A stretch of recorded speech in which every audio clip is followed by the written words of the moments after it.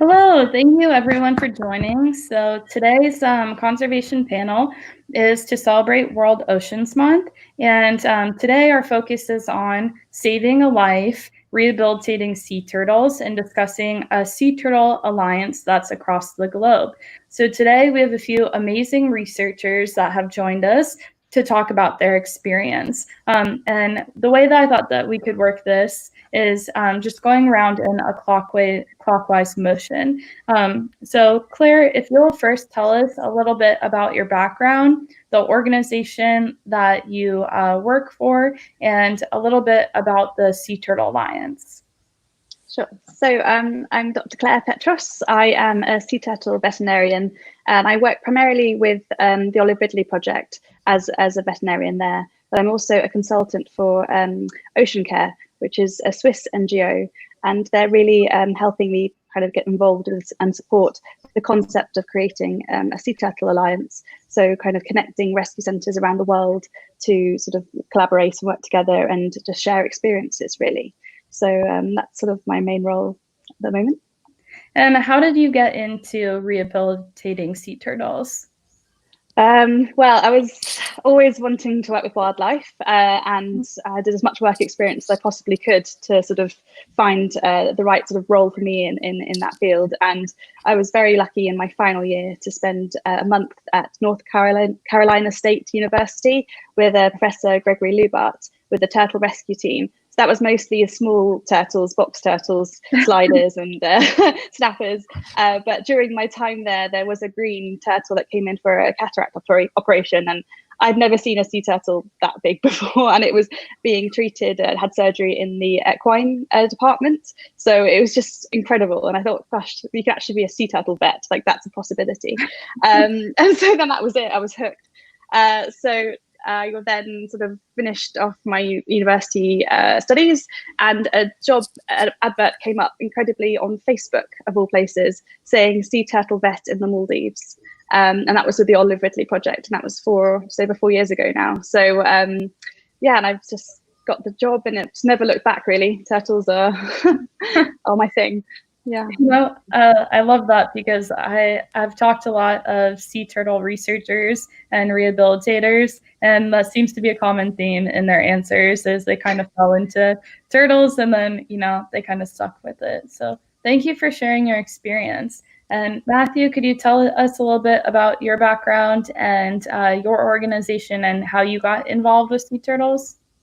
Yeah, sure. Hi, everyone.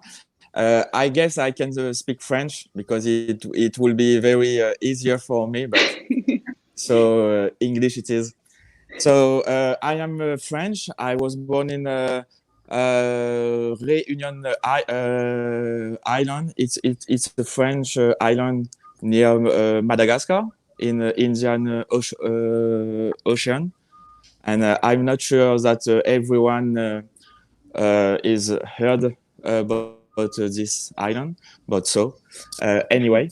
And I guess my first pet was a turtle, and a land turtle. So it like define what I will do later, And I always love the wildlife, and I wanted to be part, of environment protection. So I study biology and environment.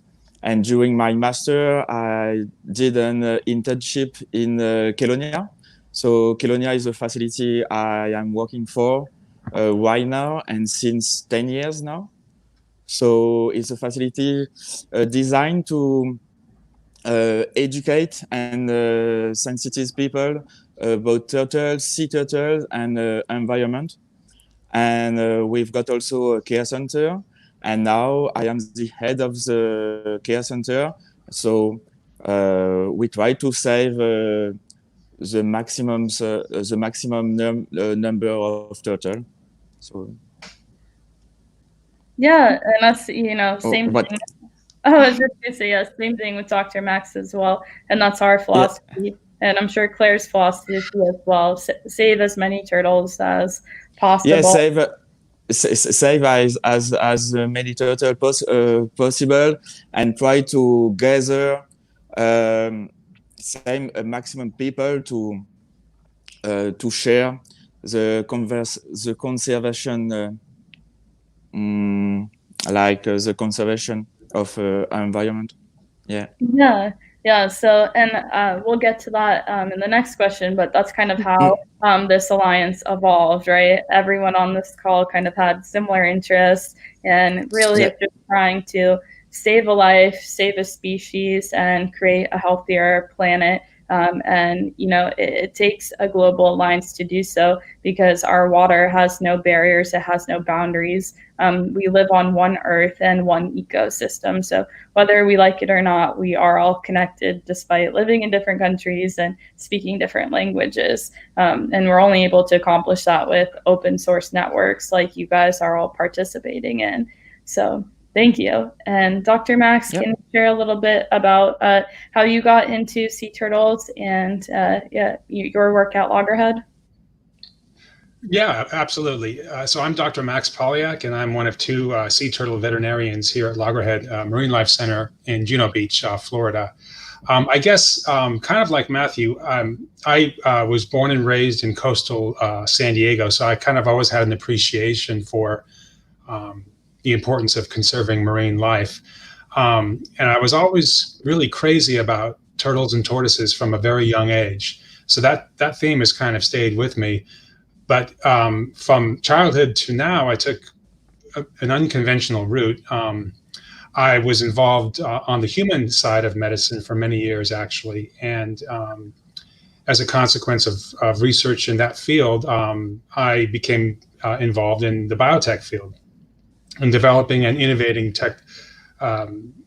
new technologies to assist problems in human medicine. And I was very close to starting human medical school, actually, to become a physician. But I decided against that, and I decided to grow the company I was involved with and sold it. And then I decided, well, what have I always wanted to do? And I went back to my childhood kind of dream of marine conservation and marine animal medicine specifically. So I went a little bit later in life to veterinary school to study that medicine, and then got additional training in marine animal medicine. And from the time of graduation until landing here at Loggerhead Marinelife Center, I spent time overseas in many places, both learning and teaching marine conservation and aquatic animal medicine in Asia, in Central America, et cetera. So this is kind of an organic growth, kind of the next step, sea turtle vets from around the world to begin to add some texture and some formality to kind of things we've been doing individually, in different places. And so it's really exciting to be able to link both virtually like this and also in person in protecting and saving, not just individual sea turtles, but collaborating in strategies to protect regional populations and by extension global populations. So thanks again for organizing this great talk and including these awesome sea vets here. Thank you, guys. And so this brings me to my next question. Dr. Max talked a little bit about it, but a lot of you have actually traveled to other organizations and across the world to learn more about sea turtle rehabilitation. And something that our supporters and viewers might not know is sea turtle rehabilitation is a relatively new field, and I'll let you guys speak more to that. But it's something that's still developing, and we're still really trying to gather and collect knowledge about the anatomy of turtles and how best to heal them. So can you guys tell me a little bit about where you've traveled to do sea turtle rehabilitation and what it means to be involved in a newer field? Yeah, who wants to start with that one? So clockwise again. Okay. So yeah, I gosh, since working with the Olive Ridley project, I was very fortunate to have had a contact with Gregory Lubart in North Carolina, so a vet that had experience with sea turtles. So that was sort of how I first sort of really got help, I suppose, to sort of make sure that what I was doing was the best I could be doing. Because, you know, one thing is having the ability to save a sea turtle, but then knowing the best protocols and the best guidelines and, you know, what's been done before, so evidence-based medicine on how to treat animals. So that's kind of where my interest came from. You know, being a vet is one thing, but then, you know, like Dr. Max just said, their physiology and they're just such an incredible animal that you want to make sure that you're doing the best for that individual. So I think I thought, well, what can I do? Where can I learn? Who is in the sea turtle world? And there are some incredible sea turtle veterinarians out there that have just been wonderful with, you know, creating a textbook, for example, on how to be a sea turtle vet, but also very generous with their time. So I obviously kind of messaged a few people and said, this is a new centre in the Maldives and it's the first centre with a veterinary clinic, and, you know, for everything, what do I need? What species do you normally treat? And it sort of got the ball rolling as to, right, okay, let's see where I can go to, you know, learn from people's experience. So I've been very fortunate within Europe to go to Lampedusa, for example, where Daniella Freixo is the most incredible facility, and she has access to veterinarians as well. That and actually, I think Matthew can say in a minute, we've both been to the same centre there, and also Irene, who was meant to join us on this call as well. She manages the rescue centre in Athens for Archelon. So I went to see what they saw, what species they had, and what sort of injuries that they had, and just the differences really. So I think what was pretty impressive for me, just from being able to visit these places, is just sort of the variety of injuries, obviously the different species that we're treating, but ultimately it's still a sea turtle, so we still have the same kind of overall medicine. And then I think that the last few years I've been also attending the international symposiums. So there's a wonderful international sea turtle symposium and European sea turtle symposiums too. So just getting the chance to meet other vets and hear their experiences. I mean, the list would just go on to where I'd love to visit and who I'd love to learn from. And that's I guess where the idea came of this sort of collaboration. Yeah, and like you said, something that interests me about what you said is they're the same animal everywhere you go. They're global migrators, and most of them travel our ocean currents. But depending on the locations that they're in, they might face different injuries or predators or ailments, and that's really interesting. So I would love to have a follow-up question. Just what are some of the injuries that you see at your center? Because I know at our center, Dr. Max will definitely touch on it, but we definitely see a lot of unintentional boat strike injuries and marine debris entanglement and marine debris ingestion. But I would love to hear what you guys are seeing as well.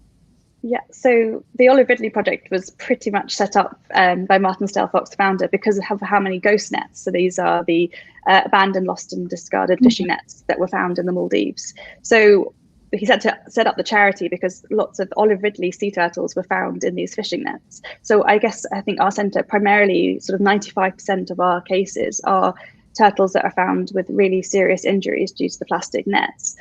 So that's almost all I had seen really. And also the Olive Ridley species, you know, it was one of the most abundant species of them all, but actually in the rescue centres, they're not often seen. I think Dr. Max can say that they're quite rarely seen at the Loggerhead, for example. So it's mostly for us, it's Olive Ridleys in fishing nets. So that's something that I don't know if our supporters and our fans of Loggerhead would think about that either. You know, it really depends where you are in the world, and I think it's best to, you know, think globally but act locally when it comes to conservation. I know that's a big motto in conservation, but it's true because you have to think about how these sea turtles travel across the globe. So everything, just our habits and human-caused threats are affecting them, but act locally. You have to do what you can with the species and the threats you're seeing. So that's great. And Matthew, could you tell us a little bit as well? Yeah, sure. As Claire said, I was to Lampedusa during 4 days with Daniella Freixo, and it was very interesting. to see how they manage, to make the life of the turtle better, and how do they take care of them. And it's kind of the same species, but the true thing is every facilities, I guess, has their limits, and in terms of money or staff and stuff like that. So it makes the work sometimes very difficult, but we try to do the best. And I had the chance to go to France too, and in La Rochelle you've got the aquarium, and they've got a care center too, and is in the south of France too, near Montpellier. I don't remember, and I can't remember the names of the facility, but also they've got a lot of loggerhead too. And in Kelonia, in Réunion, we've got loggerheads, we've got some greens, oxbill, and olive ridley too. And Max, the stuff he talked about before we start the meeting is it's butt striking, and in Réunion too. Each year, I guess 4 or 5 turtle get butt striked, and unfortunately, all of them may not survive from those butt strike. And I guess here in Réunion we've got a lot of bycatch, loggerhead bycatch, and the fishermen. The incredible thing about that is that now we've got a real partnership with them, and we teach them how to remove the hook when they bycatch a turtle, and if the hook is too deep in the throat, in the throat, they give us a call, and we get back the turtle, and we try to make a surgery and try to save it. Yeah. Yeah, and I think that's really awesome, and that's how conservation initiatives actually create change, is by working with the industries and not saying no, but rather giving them the tools and the training to create change. And we do something that's very similar here. We work with local peers to do a very similar program where we train them and provide them with the steps and to assess, and then call our center as well. So yeah, it's something that, I think that centers across the world, once they realize that, we can start affecting the industries such as the fishing industry or the boating industry, but just making those local community actions. And where was one of your favorite places that you traveled to learn about sea turtle rehabilitation? I guess it was in Lampedusa. Yeah. And Daniella Freixo is an amazing woman, and she dedicated her life to her life to save turtles. So yeah, it's a kind of wonderful place. Yeah. Very awesome. And Dr. Max, could you tell us a little bit as well? Yeah, absolutely. I think I've been very fortunate in terms of locations to practice sea turtle medicine and to learn from other people in Asia, in Thailand, at the Endangered Species Veterinary Hospital there, which is the government run very large hospital that deals with all marine species, so not just sea turtles.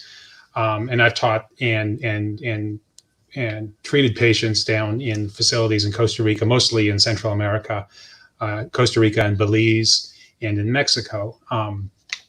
And the species vary compared to what we see here at Loggerhead Marinelife Center, where we typically see loggerheads and greens and at least nesting animals, leatherbacks. And we'll occasionally see Kemp's ridleys and the occasional hawksbill.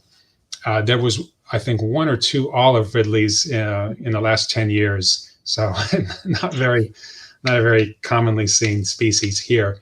But having said that, linking with people like Matthew and Claire and other sea turtle vets around the world, even though the species are different. And actually, I just spoke this morning to our colleague in Spain who runs the Sea Turtle Hospital there in Barcelona. One of the things, sorry, I just got sent a message through a window. But one of the things that we do get to do is, even though the locations are so far apart and the facilities vary in terms of their resources, and even the species vary in terms of the types of patients we see, we can share treatments and ideas about treatments and approaches to things. We don't see as many ghost net issues like they see in the Maldives. But as Matthew said, we do see a lot of unintentional vessel strikes. We see things like chronic debilitative syndrome, which is almost, a state of starvation. So a chronic disease process. And we see quite a lot of that here. And we also see a lot of what we call floaters or buoyancy syndrome turtles that have been either again struck by a vessel and have healed inappropriately, or they have an infection in their GI tract or something like that, and then they come into the hospital and they require treatment. So we get to share kind of approaches and try to innovate around all of the things that we see globally. And it's always cool to see, like, and hear from them and say, like, oh, guess what we saw, or guess what we had today, or guess what what would you do about this and that?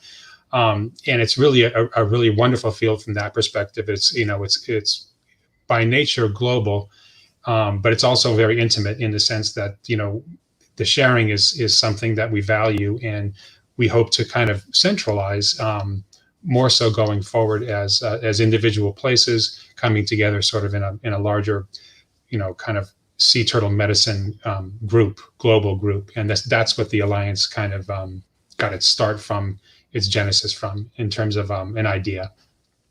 And Dr. Max, do you know if this idea of a alliance to save a species is pretty common in other animal conservation groups? Because I know back in the 70s when conservation started, part of the failure of the conservation movement to gain momentum was acting as a silo. And it wasn't until later on, until the idea of open source and open sharing and collaboration really started to propel the conservation movement. And I know you've had experience with primates and a few other animals, so it's just wondering.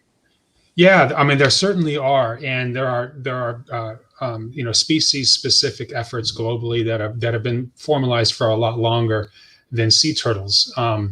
But I should point out, and Dr. Claire talked about this a bit with the International Sea Turtle Society. There is a very large and well sort of integrated group of sea turtle researchers that are more kind of on the biological, professional biologist side of conserving these species. And, we are all parts of that group.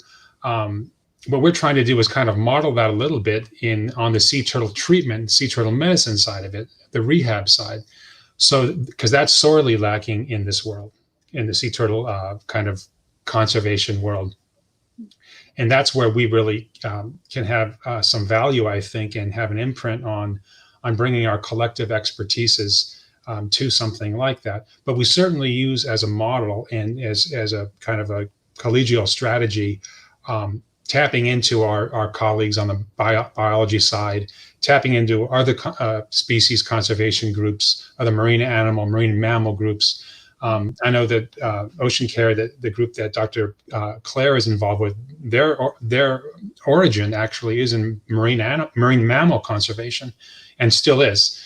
So perhaps you can speak a little bit to that. But we certainly we have the the luxury of tapping into colleagues who are intimately involved in sea turtle conservation, but just not from the professional background that we are trying to formalize and solidify, so that we can, as Matthew said, really save every turtle that we can. So that's kind of the approach. Yeah, I think I was just going to add to that like, for example, so Ocean Care sort of I found, they supported the Olive Ridley project after a marine debris sort of side event that they hosted at the Conference of Migratory Species a couple of years ago. And so it was the marine debris side, and they'd also done ocean noise, so with whales, and they'd also helped previously sort of set up a seal rescue alliance, so in the North Sea. So they had a background of kind of creating the concept of bringing us together.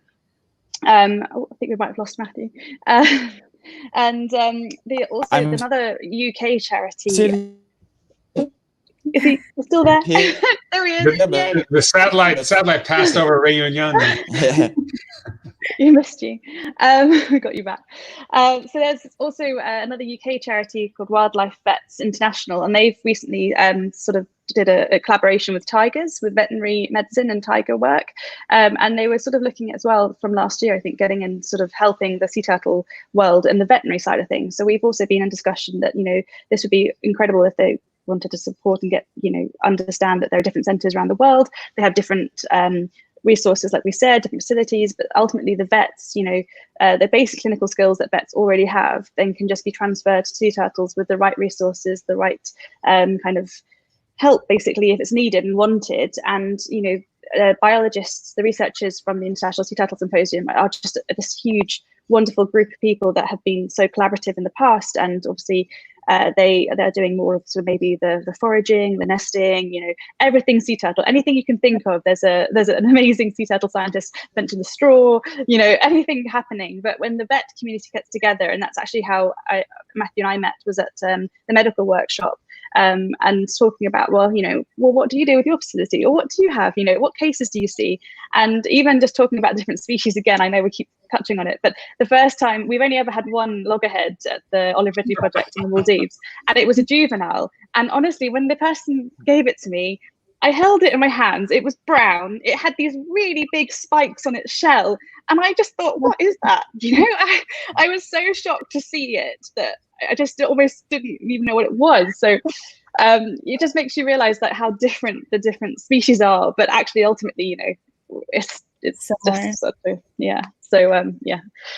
Yeah, and I love that you mentioned that, so you guys all know that sea turtles are very different, even different from other reptiles. I know I've been told that. But you mentioned that vets, depending with the right resources and connections, even if they haven't specialized in sea turtles, they can still be assistance and lend a hand. So a question that I think our users and supporters might ask is, if they're a vet that wants to lend their resources and their experience to the marine conservation industry, would it be possible? Are we open to collaborating with individuals who might not work in ocean conservation but are interested in it? He wants to. Do you want to start, Claire? Because I know you have a really exciting program in the Maldives. So yes, and also Matthew too, because I think I'm right in saying that the vet from Colonia does a bit of everything. Oh, sorry.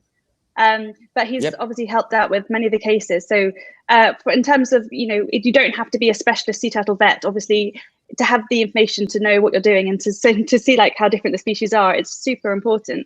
But I think a lot of vets want to lend their hand to learn about different species and sort of find out what it is to be a sea turtle vet. And in the Maldives, the Olive Ridley project set up last year a visiting vet program. So especially with vets that have many years experience, so many more years experience than I've ever had in being a small animal vet, a farm animal vet, or equine vet, but also the ones that are specifically interested in exotic animals, for example. So they may have had many years of exotic specializing in reptiles, but never seen a sea turtle. But their knowledge of the reptiles, of perhaps the tortoises that they work with, or the lizards and snakes, are still going to be transferable into the sea turtle world. So having an option where vets can learn and see firsthand and feel and be part of the clinical workup of a sea turtle. So yes, I think the idea is to make sure that if vets are near a rescue centre, and the rescue centre hasn't got a sea turtle vet on site, that doesn't necessarily mean that they can't then be trained and kind of have the facilities and the help to help the sea turtles, because obviously having a vet that can perform surgery is better than not having one at all. Yeah, and I know, Dr. Matthew, you said that your organization works with a similar program as well, right? Yeah. We worked. I kind of lost you. Oh, that's okay. Oh, can you hear me now? Do you hear me? Yes, I can hear you. Do you still hear me or no? Yes. Yeah. I can't hear you anymore. Yes, we hear you. No, I can't hear you anymore. I guess I've got some network We'll let Dr. Matthew issue, but yeah, we have a vet. Yeah, okay, it's okay. Great. Okay. No. Yeah, I can hear you.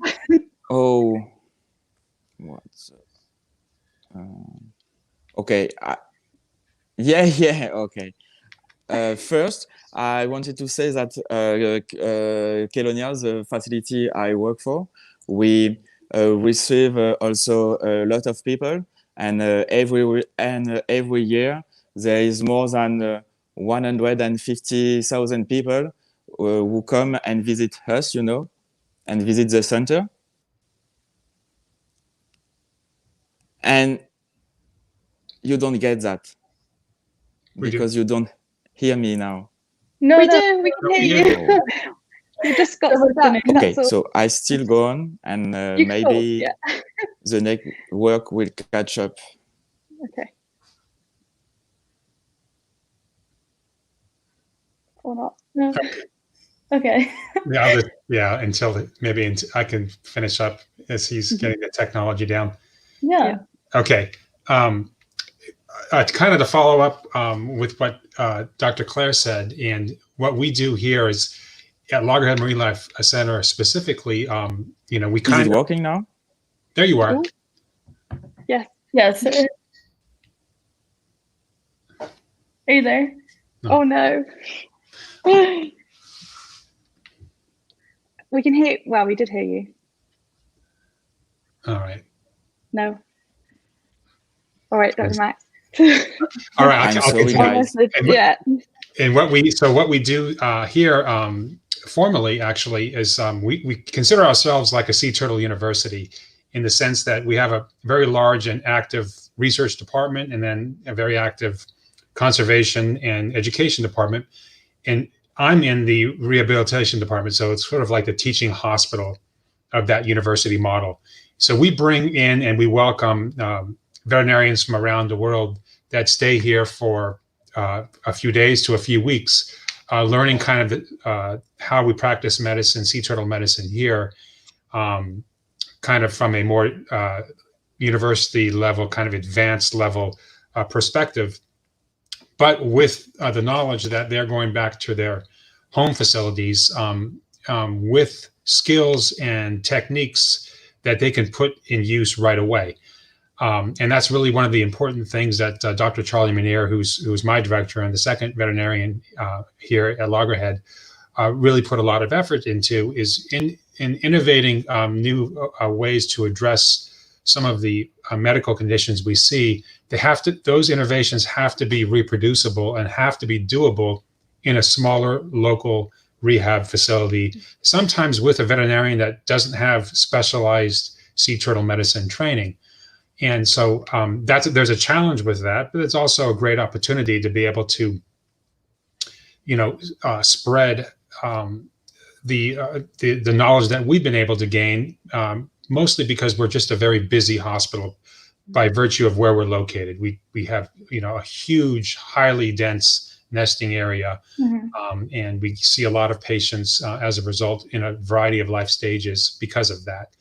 But in terms of welcoming and teaching and so forth, and if a sea turtle or a veterinarian wanted to get involved just as a volunteer, that's a place to start, is to kind of research in your area who's doing rehab or who's doing anything related to a marine animal or a sea turtle on the medical side. And very often they welcome, and we certainly do, and the panelists here do as well, sharing knowledge that we have, and then also learning new techniques from other veterinary specialists, and sometimes our colleagues on the human side.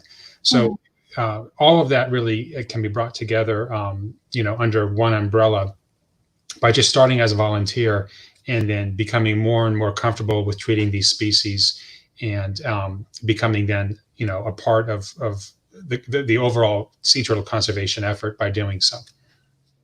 And I think that's an important note to mention is what I found with the conservation industry, and all three of you have demonstrated this. Typically, if you ask them if they want to be involved in something, or if you want to try to get involved in something and you really have a passion for improving wildlife conservation, the answer is yes. There's always a way to be involved and lend your skills. And so that's why these panels are themed with that focus of conservation optimism, really just inspiring everyone, breaking down the barriers, whether they're physical barriers or country barriers, boundaries, and using different tools, lending different skills, and really coming together as a whole. Our other questions will focus on inspiration, but one question that I wanted to ask, and one of our users has asked as well, is what are some of the biggest challenges that sea turtles face? And one of our viewers actually asked, is there a specific type, or is there a specific species of turtle that faces more challenges in the future without taking in consideration of like current population estimates? So are certain species of turtle more vulnerable to different types of injuries or threats? Dr. Claude, do you want to start with that? No, you can start with that one. So the viewer wants to know if certain types of sea turtles are more susceptible to diseases and threats. Yeah, so without excluding population estimates, is there one that's more at risk, or maybe based upon like location? I know our South Florida coast are problematic for sea turtles due to we have one of the most densely nested sea turtle beaches, and we also have a lot of boat traffic here due to the population of South Florida. So if you have any insight on that. Absolutely. As you touched on, the turtles that we see here that are all threatened and imperiled and have endangered status are impacted by the density of humans in South Florida, whether that be boat traffic on the oceans, people just on shore because the moms come in to nest and they're obviously coming onto land. And there's human encounters all of the time on that level. And we also have disease regionally related to human development and human impact on the oceans, whether that's different types of runoff, toxicities, things that we're not even quite clear what the actual etiology is, but there are associated disease processes that are correlated with increased human populations nearby shores that sea turtles either forage or mate or nest on. So the turtles that we see here, like I mentioned earlier, was the greens and the loggerheads in particular, leatherbacks as well. We don't see them as patients except as hatchlings. Mostly because they are open ocean dwelling animals, and they just simply all of their life stages are far away from the coast, except for when the moms come in to nest. The other species that we see more typically spend some of their lives and some of their life stages closer to shore and obviously closer to human encounter possibility. So that's kind of the issue here in South Florida. I know it's a little bit different, maybe a lot different actually, in the Maldives and in Reunion, but I can, if you want to talk about that, Dr. Claire and Dr. Matthew. Let's see if Matthew can. Yeah, sure. Yeah. I'm back again. Yeah. So sorry about that, but yeah, and the turtle we welcome the most in the care center now it's the loggerhead with the bycatch issue, but like I said, the very important point here is that the fishermen we work for are very involved and try to make their work, cleaner and more respectful for the marine environment. So, and after, you should know also that in Réunion, we've got also now only 2 greens nesting female, and Réunion was known in the 18th and 19th centuries as a turtle island, but because of human,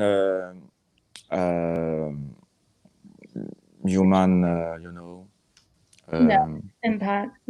Poaching? impact, Well, yeah, impact, and poaching and stuff like that. Yeah.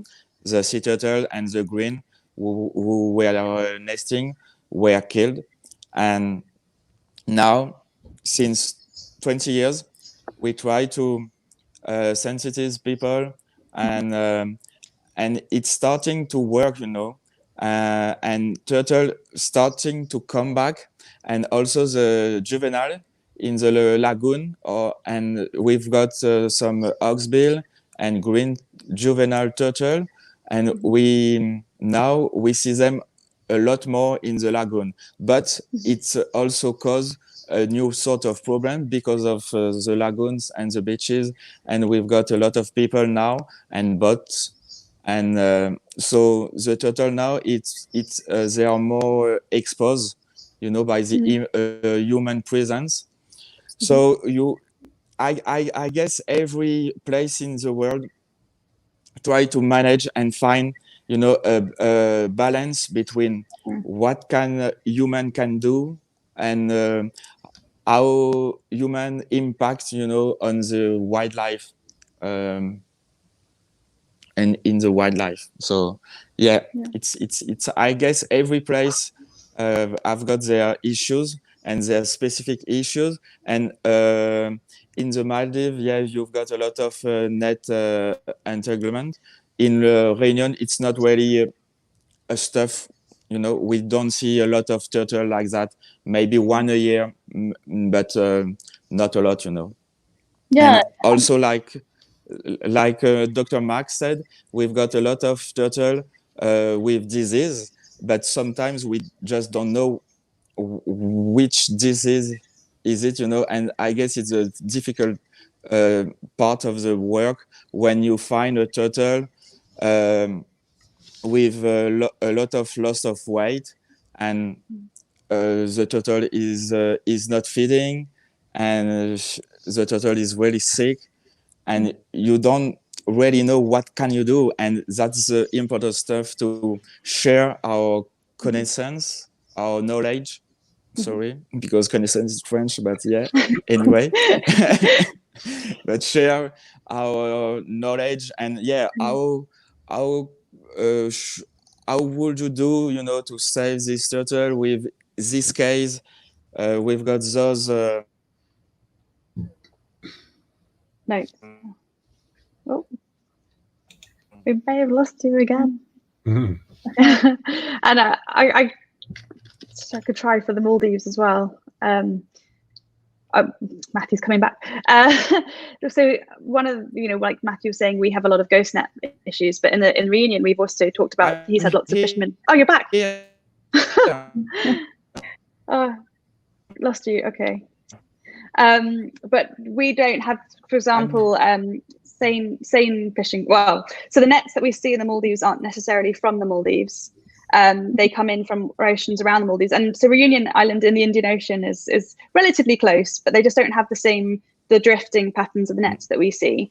And one of the things that the Oliver project is now working with is the International Pole and Line Foundation, because it's quite important to say that, the Maldives, the traditional fishing methods is not with nets. The nets are coming from elsewhere in the Indian Ocean, but they use the pole and line method, which is a quite sustainable, well-known sustainable way of catching fish. But they have these big, large vessels that go out on these several day trips and quite far around. And so now we're working with those fishermen to spot the nets for us and potentially actually, rescue turtles if they were to see them. So that's one of the problems that, we do see with the nets. But as well as that, in the Maldives, it's, it's one of the big tourism destinations of the world. And traditionally, although now illegal, it was traditional to poach sea turtles for their eggs and their nests, and meat, sorry. So we also have an increasing population, both hawksbills and greens. And also, the hawksbills around the world have been always targeted for their shells, and there is still instances of that happening. But again, very illegal. But the threats are obviously by us, by fishing, sadly. And I think from the veterinary point of view, like Matthew was just saying, for us, generally, it's very easy to see what's wrong with a turtle. They're in a net, but if they're not, then they do suffer from buoyancy syndromes, even just natural causes, shark bites. And if they have, pneumonia, if they're just found floating or chronically ill, we do share those diseases and threats too. But depending on the location you're in, depending on the fishing methods, depending on what the turtles are doing, the species, the greens, if they're in the seagrass meadows, or the hawksbills on the coral reefs, it's just really dependent on sort of which location you're in. So yeah, I think we've probably covered most of the the threats to sea turtles there, I think. Yeah, and before my connection lost again, I guess I forgot to talk about plastics and how many turtles, how many loggerheads are impacted by them. And since 5 years now, at least 80 to 90% of the loggerheads that we have here in rehab, they have got plastic. So we see them during the necropsy if the turtle don't make it, and or in the tank, because we maintain the turtle during weeks or months until they're getting better. So we can pick and find the plastic excreted by the turtle. Yeah. So 90% of the loggerheads that we welcome have got plastic in the guts. Yeah. Yeah, and that is one common problem that's affecting everywhere in the globe, and most animals in the ocean. And due to our currents, something that we talk a lot with our conservation initiatives is that our trash on our local South Florida beaches might not be from our country. It might be traveling from another country, and often is. And that's another reason that these global alliances are helpful, because the turtles that we see may have ingested a different type of plastic or a different type of marine debris, where you guys across the globe are seeing different impacts. But it might be coming from the US, it might be coming from South Africa, just because just like our sea turtles travel the currents, so do our marine debris. So it's really something that we have to band together and address. But we'll move to a little more inspirational question. So something that I know I love hearing about is, what's one of the most inspiring moments you've had at work while you've been trying to rehabilitate a sea turtle or save a life? Matthew, you start whilst you've still got connection. Okay, I start. So yeah, I guess the most uncommon cure of the turtle is one loggerhead was bycatched, and this loggerhead named Odile, she didn't hit during 2 years, and we try everything with her.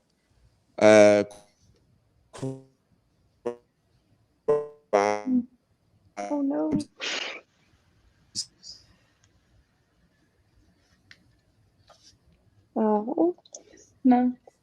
No. This is the problem. It's very international by being in the middle of the Indian Ocean. Possible, Oh, Doctor. So. Yep. No. I'm here. Yeah, we got you back. Sorry about that. Yeah, and so this turtle, she didn't hit during 2 years, and we try treatment possible, but we didn't lost the hope, to save her. And one day she just bite in I guess it was a shrimp, and we were just like, wow, amazing. She just it's her first thing, since Wow. we welcome her. Yeah. And those stories are really amazing. I know I started getting actively involved with Loggerhead 7 years ago, and we had a patient that was here for over 2 years. And I know our typical rehabilitation rate is about 4 to 8 months, but we have had patients, which I'm sure Dr. Max will touch on, like Galapagos, who have been here over a year, but typically that's not as common. I don't know. Oh, there's something. That was a sea turtle that they kept getting really close to rehabilitation, but kept relapsing a little bit in its health. And I remember the community was so invested in the turtle because it had been over 2 years, about 2.5 years. And when the turtle was finally released, I just remember everyone feeling that sense of joy. And I can only imagine what it would be like to actually be on the rehabilitation side, where you're actually spending every day with this turtle and you're seeing that health progress or decline. Yeah, definitely. I mean, I think that's the biggest relief and joy is seeing the actual release of a turtle, especially when you think it's almost got no hope at all. And I think for me, one always rings a bell. I always use her as my example was Chanel. She was found at Coco Island, so aptly named Chanel. And she had ghost net injuries to both of her front flippers. And from the x-rays, you could see the damage through the skin, through the muscle, into the bone. And honestly, both of the front bones and flippers were just looking awful. And I was, at the time, I was training the new vet, another Claire Lomas, to come after me at the center. And so we both said, well, these injuries are so deep that potentially they could result in both amputations. But, we can't really have a turtle and release a turtle with both front flippers missing. So we've just got to try.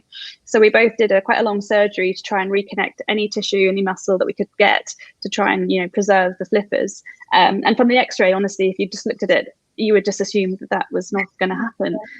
But after 3-4 months of just recovery, she started using her flippers again. She started diving again. And then she was released, I think, about 5 months after the surgery.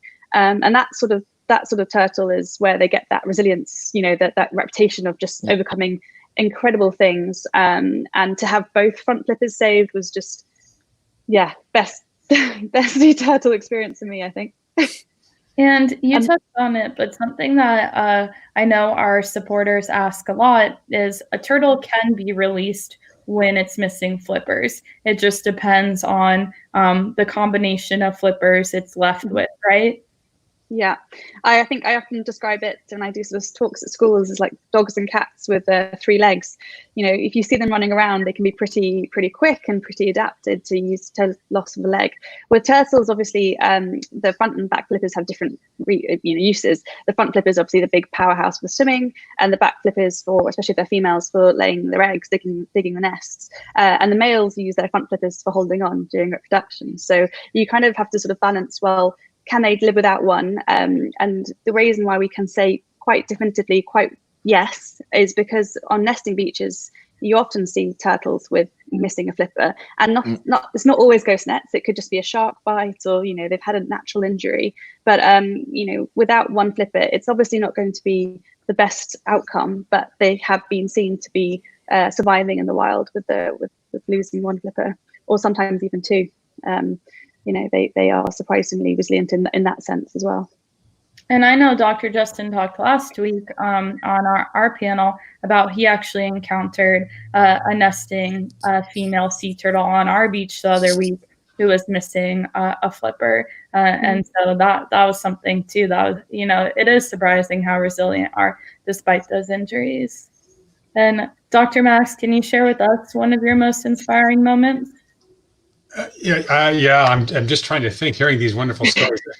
I mean, there's quite a few. I guess the one that is the most recent and fresh in my mind, it wasn't an inpatient. It was a turtle that, of all days, to go on a medical stranding call was World Sea Turtle Day, which was yesterday, and I was called out early by our research team that surveys the nesting beaches here in front of our facility.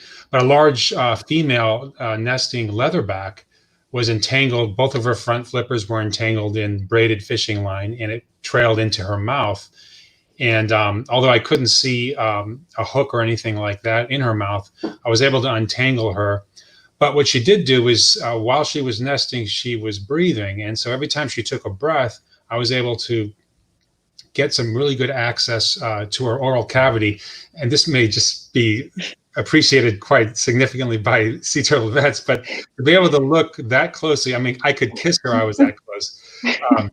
And she just took breaths as she was laying, and I was able to see and get a good idea of the inside of her mouth, or oral cavity, which is not something you get to see in a living, breathing leatherback really ever.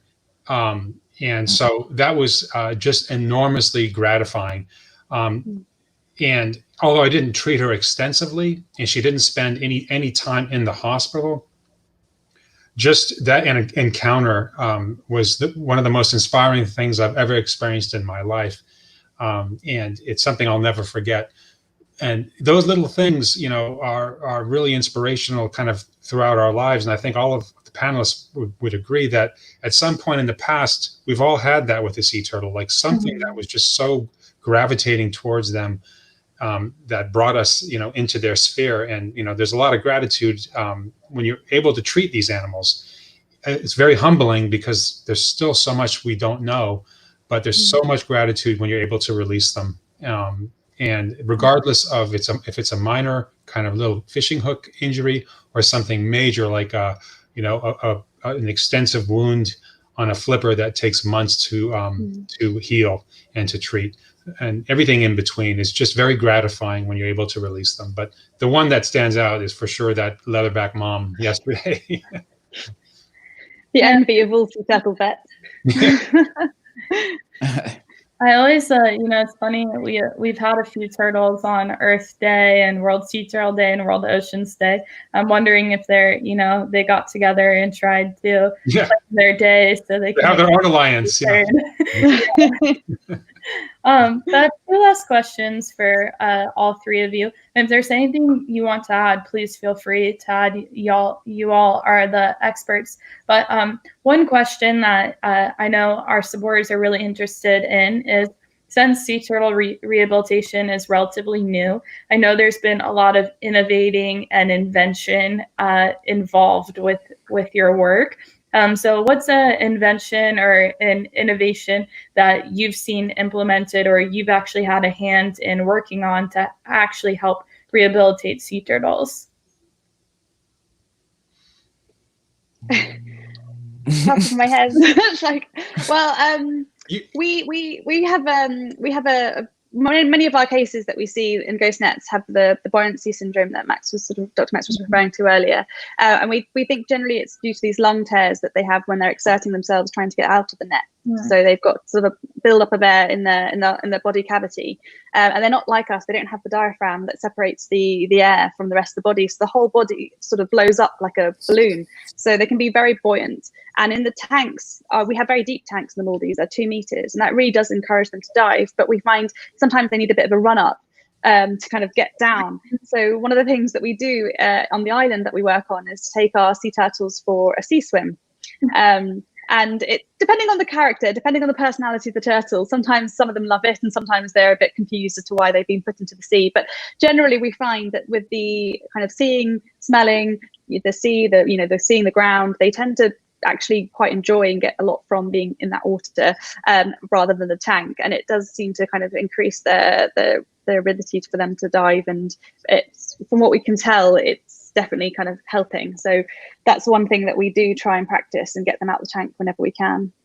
Yeah, that is really interesting. I didn't know that. So I think in South Carolina there's a specific tank that's been made to have a current as well. So that would sort of be the dream. But I think we're quite lucky in the Maldives that we've got a lagoon outside that's sort of trying to make that happen. Yeah, just like physical therapy, right? Where they have athletes in this like the underwater treadmills. I've seen it for athletes, or the wave pool. And dogs as well. Yeah. And dogs. So if it's being done somewhere else to rehabilitate an animal or a human, there's probably some modification or way that you can learn and apply it to sea turtle rehabilitation. So that's really interesting. Dr. Matthew, do you want to weigh in? Yeah, sure. Of course. I guess we try to, to do the best to handle the turtle like the best way, you can do, and try to be soft with them. And we do have, quarantine tanks. So they're quite of small, but as soon as we can, we put the turtle in big tanks, and they're sharing the tanks. They can be 5, 6 of them in the same tank. And we try to develop like parallel medicine, like we try to do some therapy.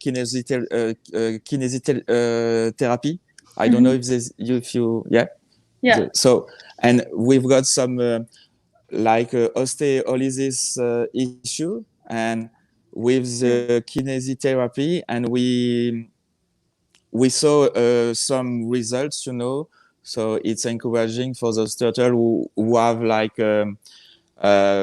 flipper, they have a difficult time, to move their flipper, and with this medicine, with this practice, I guess the turtle is received, like a good treatment, So, and I have to add, that we have to be very grateful to work with those turtles. And as Dr. Claire and as Dr. Max said, yeah, they are so resilient, and they have so many stuff, to teach us too. And that's just amazing. Those animals are just amazing. I honestly, from what I've seen, just working here for a little bit and volunteering, it really is amazing. And the female turtles, those are the ones that truly impress me too, because seeing how battered they are and how many injuries they've endured, and marks on or boat injuries close to their flippers, their rear flippers, and the fact that they still come up and they nest and their clutches hatch, it really is phenomenal. They definitely deserve their reputation of being resilient. Yeah, so true. Dr. Max, could you shed a little light on one of your favorite innovations that you've worked on? Yeah, absolutely. I think here at Loggerhead, one of the more recent innovations that we're very proud of and we use regularly now, and we share with other facilities around the world, is total parenteral nutrition, which TPN. And Dr. Munir, who I mentioned earlier, my director, he was the one who innovated it with some of his colleagues, but it was really kind of honed and perfected here. And what that is the administration of complete nutrition directly into the bloodstream for severely debilitated sea turtles.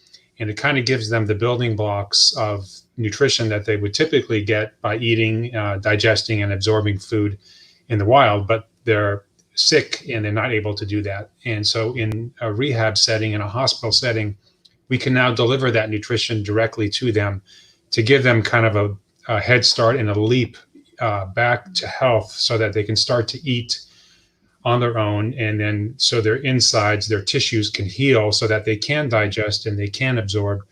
And we've had remarkable success with that. So much so, it's like I mentioned, I was involved in human medicine as well, but I've never seen a clinical intervention quite as dramatic as this. And what I mean by that is, prior to using this, we would lose, 90% or more of our debilitated patients that would present with this chronic disease. Now we save in excess of 90%. So we only lose less than 10% now of these patients. So that's a remarkable clinical intervention, and something we're happy with and proud of. And we share with, in fact, I was just talking to the group in Hawaii today that they're beginning to implement the exact same protocol. So, and these are things that are doable around the world, that you don't need some giant hospital to do it. It's a fairly straight formulation, and you just need you need veterinary oversight and expertise to accomplish it, just like any of these treatments we're discussing. But the innovations, as I described, are things that we're hoping to be able to be done everywhere in the world to save, again, the individual animal, but also regional and populations, and hopefully all of them, or at least make our contribution to that effort.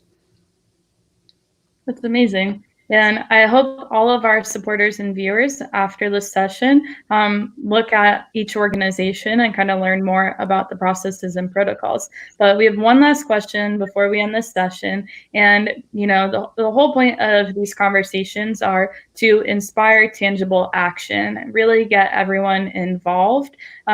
So for some of our supporters that want to be involved, do you have any tips, resources, or even citizen scientist projects that you're aware of, anything that can really help guide them to take action and be involved or support sea turtle rehabilitation and conservation?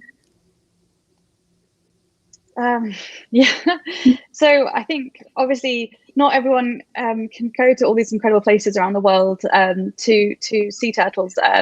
But I think if you can and you have the ability to volunteer your time, and especially if you're interested in becoming as maybe a sea turtle vet, a sea turtle biologist, a rescue centre manager, then there are so many places that do welcome volunteers, like we've mentioned. Obviously, the Loggerhead Project, Colonia, I think Lampedusa, for example. Oh, we've lost that. There's lots and lots of charities that work with turtles and organisations that do offer volunteering. I think just top of my head, the Mediset has a wonderful website with a European map of where some rescue centres are, and they have volunteer programmes. Obviously, social media, Facebook and Instagram, most centres tend to have really interactive ways to kind of contact the centres themselves. I know from the GhostNet part of it, even if you find a GhostNet, no matter where you are in the world, there's a global Ghost Gear Initiative app where you can put the details of the GhostNet, and if you find anything in it. And the Loggerhead Project has a part on the website as well to report a GhostNet, especially if it's got a turtle in it too.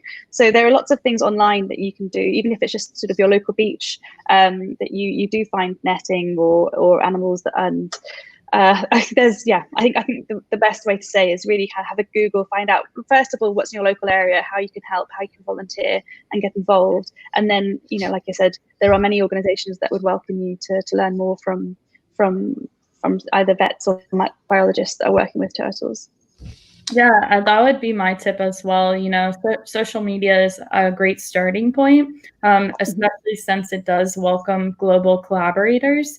You can really find out what other organizations are doing and what they're offering. And also, we follow a lot of other sea turtle and ocean conservation organizations on our social media. So a good way is looking at those followers and seeing who they follow and finding that network. But I agree with you, definitely starting locally and seeing if you can involve with some actions. And then, like you said, with the marine debris, logging the ghost nets, I know NOAA also has a citizen scientist app that you can log marine debris as well. And then I don't know if it's the same in other countries, but in Florida, in partnership with FWC, there's a citizen scientist app that allows you to upload pictures of endangered or invasive species. Not that we're talking about invasive, but and where you're seeing them. So it helps them collect kind of a population density overview. So if you're on trails or you're out on the water and you do come across an endangered species, uploading that image and giving them some details about your location and time. And we also work with the Internet of Turtles now. So we have a photo identification project as part of the Olividly project. So you can basically take a photo of both sides of the turtle's face and upload that to the Internet of Turtles. And you can actually then find out, if the turtle's been seen before, and obviously what type of turtle it is. But so any ID that we take at the project in the Maldives, in Kenya, and Oman, in Pakistan, if we see turtles there, we log all that information, and that gives us a better idea of like how many turtles there are in the world, which is global, but it's really impressive. Yeah. And that's something that's great about the Sea Turtle Alliance that all of you have participated in is that fact. I think data sharing when it comes to saving a species is necessary, because you're not getting the full picture if you're kind of shutting it out and forgetting that this is a species that migrates and travels the entire world. And Dr. Max, do you have some insights that you could provide? I think what you've touched on are outstanding resources. I have the luxury of being at Loggerhead Marinelife Center, where one of our departments they work full time on accessing different ways the public can get involved. Our conservation department and education department specifically, and so I can cheat by saying go over to see what they're up to. But my point is that both organizations, the Olive Ridley Project and Loggerhead Marinelife Center, and Dr. Matthews Center in Reunion, social media is so important in the sense that there are things right there in front of you on these organizations' websites, and very often they're linked to other colleagues' websites. Where Dr. Claire talked about the photo ID initiative in the Maldives. That's critically important for identifying their populations. That's something that we could even do here in Florida because of our immense diving that happens off of our coasts. But getting involved on a voluntary basis is really, really important if you're inspired and passionate about not just sea turtles, but marine conservation in general. And I can tell you firsthand that we could not function without our volunteers. And many, many places are like that. So it's something that we love, we cultivate, and we cherish. And so from any age, you don't have to be just a marine biology student or a vet student. You could be someone who's retired, someone who's just a child or a kid, teenager, or anyone in between. We have in terms of our volunteers, people from all different backgrounds and age groups and so forth. So that's what I would encourage you to do, is just do it.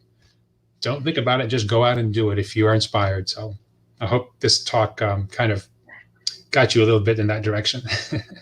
I hope so too. It definitely inspired me anytime I talk to you guys. Dr. Claire, you joined us for VCC, and although we had some tech difficulties, your knowledge, everyone loved you, and it was so informative, and it's just really eye-opening to talk to different centers. So thank you all, and Dr. Matthew. I know he has had some technical difficulties, but really thank you for giving your time and helping us inspire our global supporters, and showing that we have one ocean and really one world. If we don't come together, we're not going to be able to save species and increase the health of our planet. So thank you both so much for your time, and we'll add those resources and organizations to the bottom of this YouTube video as well. So great. Yeah. Awesome. And then any rescue centre that wants to get involved and be part of sort of creating this global alliance, then please get in touch with us. We'd really like to hear from you. It's actively growing, and we want everyone's participation. Any sea turtle vets or rehab places out there, please, if you see this, give us a ring, so to speak. Yeah. Thank you. Bye, guys. Bye-bye. Thank you. Bye. Thank you very much.